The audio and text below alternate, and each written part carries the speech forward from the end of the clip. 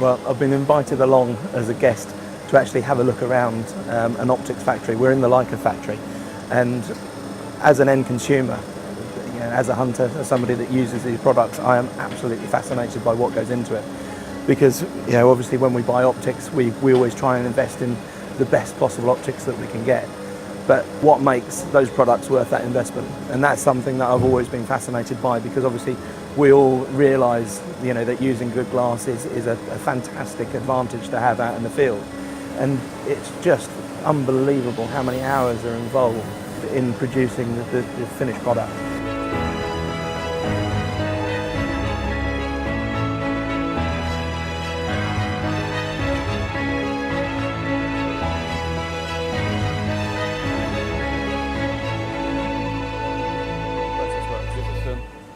Over the other prisms. We've started off today and we're in the milling side for the prisms, and the prisms start off and come into here in their raw form. And when you take into consideration that every single surface has got to be milled down to such a fine degree that on some of the prisms they don't actually use glue, it actually holds on by forming a molecular bond when it's pushed against the other piece of glass, because it is milled to such a molecular level. So it really is just incredibly precise. Okay, perfect. Thank you very much.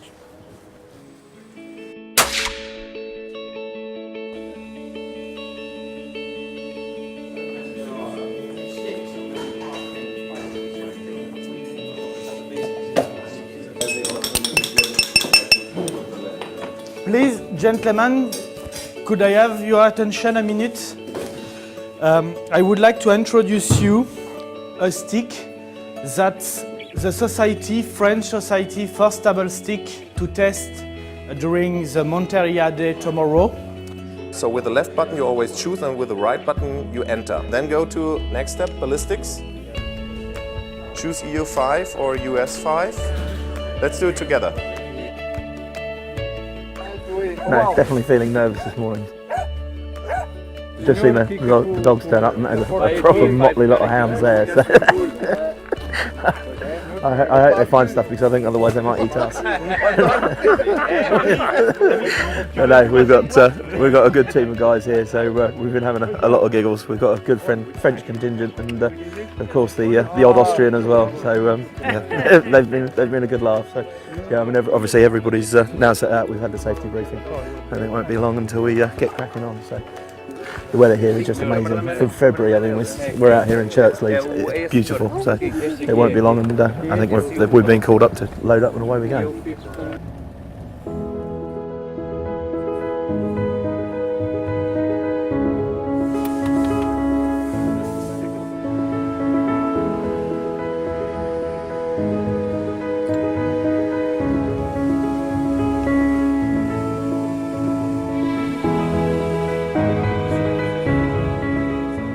So we've moved from the lenses and we've come over to the manufacture of the magnesium body for the geovid. The amount of hand processing and hand finishing that goes into all of the products here is just quite phenomenal, and the attention to detail is just outstanding.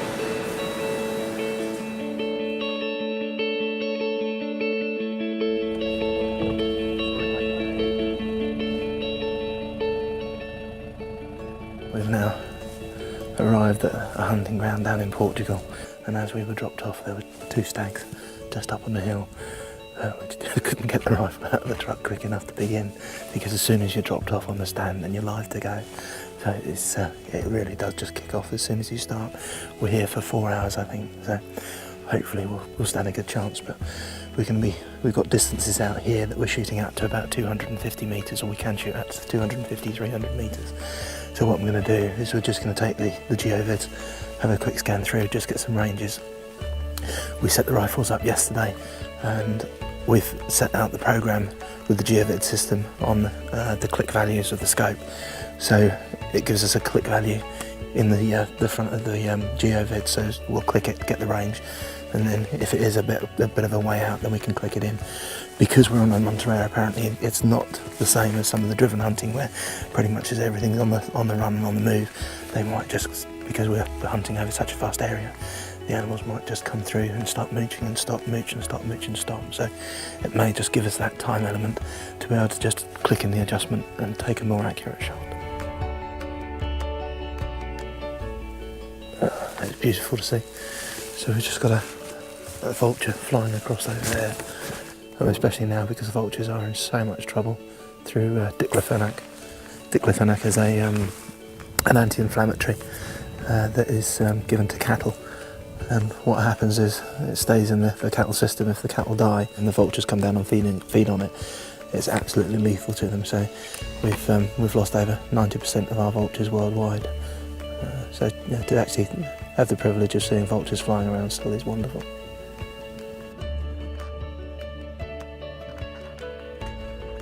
We had 3 deer come down and come across, but we've been specifically told not to shoot hinds with calves. So just to be safe rather than sorry, because I couldn't tell precisely which female had the calf. So we just left them to, but at least we've had a bit of an opportunity, and that really looked superb as they were coming through there. I'm not dressed like this for the sake of it. We're in a positive pressure room, and obviously dust needs to be kept out. The ladies are working along, putting everything together on the Magnus scopes, doing a little bit of hammer testing on them, just making sure everything's in line.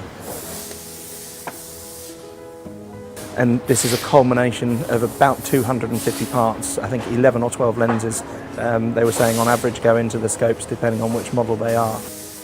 And when you see the man hours and the time that actually goes into the production, it really does go to show why you do invest in quality optics. Unfortunately, we didn't get a chance on the drives that we had this morning. So what we're going to do this afternoon, because we've still got a little bit of time left in Portugal, we're going to go out and do an evening stalk and just see what we can catch up with. Yeah. After going through the process and seeing the factory production and having the kit in your hands, it would just be a travesty not to go out and give it your best shot at trying to get something.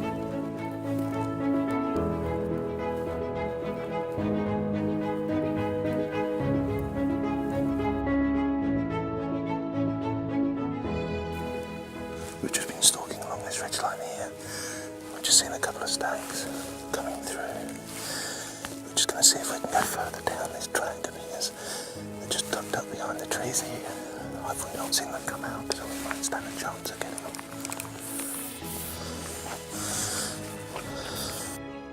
Okay, you on it? Okay, front one.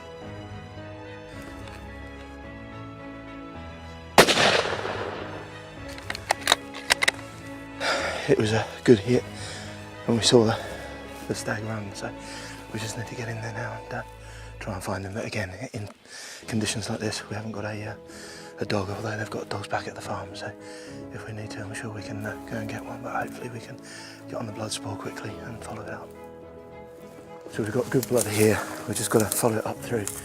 But again, tracking in a different environment is very, very interesting.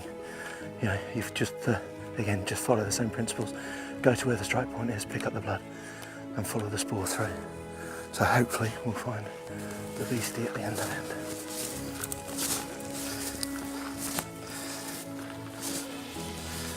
Yeah, in front.